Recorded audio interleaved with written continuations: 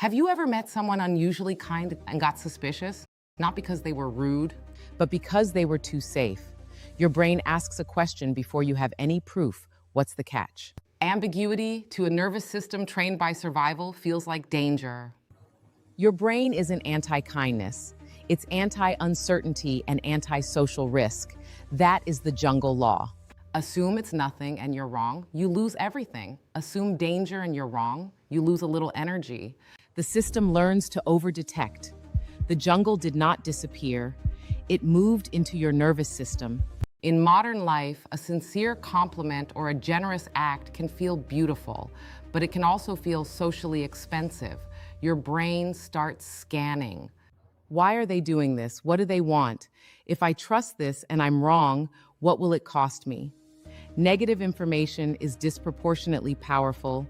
Exclusion by strangers recruits pain-related circuitry. Maybe someone complimented you, maybe someone helped you. Maybe someone showed up for you. And instead of gratitude, your first thought was, why? Social judgment often begins before conscious awareness even catches up. Kindness can violate the local script. In a competitive room, cooperation looks fake. In a guarded room, vulnerability looks manipulative. We even judge do-gooders negatively when they make us feel morally compared. We call it do-gooder derogation. Scanning for a catch isn't a flaw. It's just your brain following the oldest script it knows. Quick reality check. This is not a video telling you to distrust kind people. It is a video explaining why your body may do that before your values do. At work, the new employee who helps everyone gets labeled political. Not because they did anything wrong, because unusual generosity can look like strategy in a status-driven environment. In parenting, a child who grew up around volatility may mistrust a calm adult. Why? Because chaos is familiar, and to a survival brain, familiar often feels safer than healthy. In dating, this happens all the time. If you were trained by inconsistency, stable kindness can feel suspicious. You do not relax into it, you interrogate it. And if you are an INFJ or just highly pattern-oriented, this gets even trickier because your gift is early signal detection. You notice tone, shifts, mismatches, energy. But the same system that detects real danger can also manufacture false urgency when the social data is incomplete.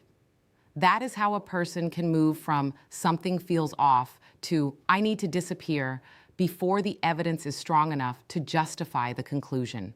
In leadership, an empathetic manager can be misread as weak, fake, or manipulative before people have enough repeated evidence to update their model. Which brings us to another layer of this problem. Because sometimes kindness isn't rejected because it feels unfamiliar. Sometimes it's rejected because it accidentally shines a light on something inside us we don't want to confront. Unfamiliarity isn't the only thing happening. Sometimes we don't just distrust kindness. We underestimate it, truly. And that creates a completely different problem. But there is another reason kindness makes people uncomfortable. And it has nothing to do with danger. It has to do with strength. Because many of us were taught something that isn't entirely true. We were taught that harsh people are strong and kind people are weak. Think about it. When someone is critical, we often assume they're intelligent. When someone is intimidating, we often assume they're powerful. When someone is emotionally cold, we often assume they're disciplined. But when someone is patient, understanding, or compassionate, many people immediately assume they're soft. And what's fascinating is that these assumptions often happen automatically, not because we've carefully evaluated the person, because we've absorbed cultural signals our entire lives, movies, workplaces, schools, families, leadership models. The loud person gets attention. The aggressive person gets respect. The dominant person gets authority. And over time, the brain begins confusing intimidation with competence. Imagine two managers. The first manager is harsh, critical, demanding, emotionally distant. The second manager is calm, respectful, encouraging, emotionally regulated. Ask people which manager sounds stronger. Many people instinctively choose the first one. Not because the first manager is actually more capable, because the first manager looks more powerful. If that kind of translation matters to you, subscribe. On BI Studio of Emotional Intelligence, we decode hidden human behavior so you stop taking confusing people personally.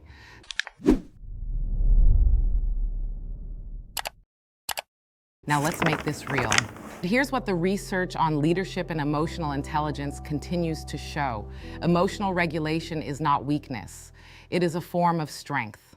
Patience is not weakness. It is a form of strength. Self-control is not weakness. It is a form of strength. Emotional maturity often looks weaker than emotional reactivity until pressure arrives. Then the difference becomes obvious because anyone can stay calm when life is easy. Anyone can be kind when nothing is at stake. The real test happens under pressure, conflict, failure, uncertainty, disappointment. That's where emotional intelligence reveals itself, not as softness, but as stability. The strongest person in the room is not always the loudest. Sometimes it's the person whose nervous system doesn't need to prove anything. And that can be deeply confusing for a survival-oriented brain, because survival brains are impressed by dominance. But emotionally intelligent brains learn to recognize regulation, which means kindness isn't always rejected because it feels dangerous. Sometimes it's rejected because we've been conditioned to underestimate it. And if you're someone who naturally notices emotional undercurrents, naturally reads people, naturally detects shifts before others do, this creates an entirely different challenge.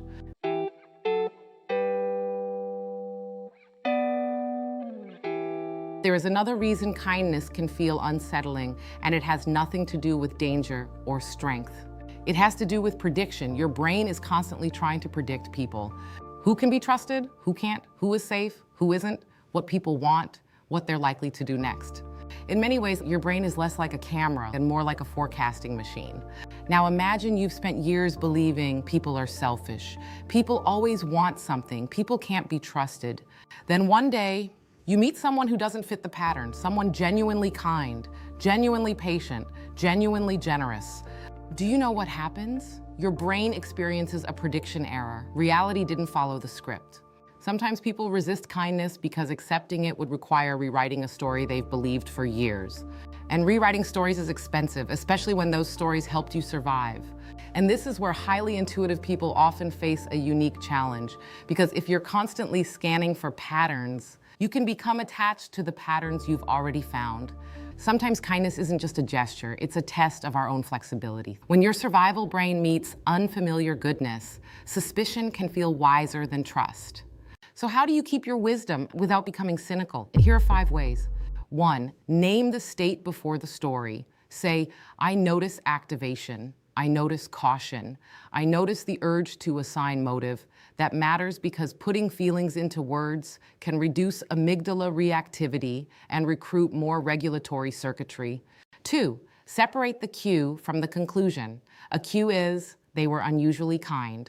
A conclusion is, they must want something. Those are not the same sentence. 3, ask for pattern, not incident. Your brain can overweight one odd moment because bad is stronger than good. So ask, is this a repeated pattern or one emotionally charged moment? 4, reinterpret unfamiliarity. Try the sentence. Maybe this feels dangerous because it is unfamiliar, not because it is harmful. 5, borrow distance. Ask, what would I tell a friend if they brought me this exact story? That question often returns perspective when fear has narrowed your frame. This is what emotional intelligence looks like in practice. Not the absence of alarm, the ability to interrogate alarm without worshiping it. The tragedy is not that human beings have a survival brain. The tragedy is when that brain teaches us to run from the very things we needed most. A trustworthy person, a healthy leader, a stable relationship, a calm home, a form of kindness we did not know how to receive. Because sometimes what looks suspicious is not dangerous. Sometimes it is just unfamiliar goodness arriving in a nervous system trained by older rules. If this conversation resonated, subscribe. And if you want deeper conversations like this away from the algorithm, join my free Off the Algorithm community. The link is below. And I want to hear from you in the comments. When did kindness feel suspicious to you? And what was actually true? Or, just as important, when was your kindness misread? And what did that teach you about people? I'll see you in the next one.